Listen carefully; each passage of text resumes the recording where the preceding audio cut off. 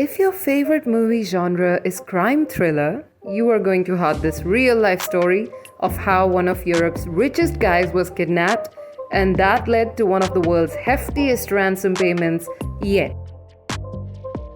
Were the kidnappers caught? Well, stick around to find out. Okay, story time. Hypothetically, and we say hypothetically because we do not want you kidnapping someone, but if you could, who would you go for? Someone rich? Someone who doesn't have tight security around though? That rules out politicians and movie stars. But rich businessmen don't all have security, right? At least Heineken's owner didn't. Freddie Heineken, the man behind the beer, is remembered for his wit, sense of humor, and strength.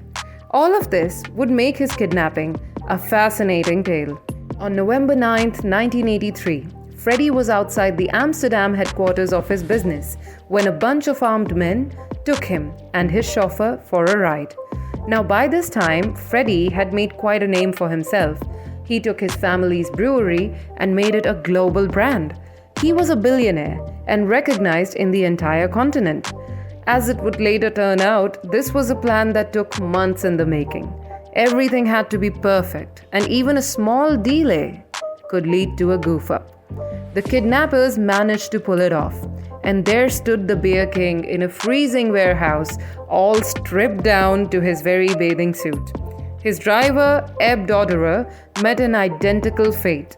But the kidnappers didn't know what they were signing up for. What was originally planned to be a proceeding of 3 days at max extended to 3 weeks. How? Well, the kidnappers were thorough. The warehouse was hard to locate because it had been built between false brick walls that were soundproofed well in advance. Moreover, Heineken and the police had a fallout. The board was okay with paying the ransom, which back then was a record of $10 million, a hefty sum even today. The police, however, believed they could find the men and the victims much before the need to pay up. However, on the 21st day, the ransom was paid. The kidnappers fled the scene, but the police later received a call and they found the fleeing men. Don't worry, both the boss and his driver were very much alive.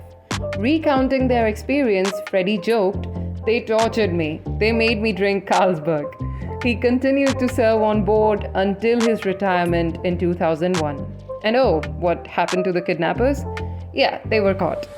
Cor van Hout, one of the prime accused, and infamous Dutch criminal Willem Holleder were the masterminds. They both did a long sentence in the prison and were eventually released. Hout was killed in 2003, and Holleder went on to become a bigger criminal with many pending cases to date.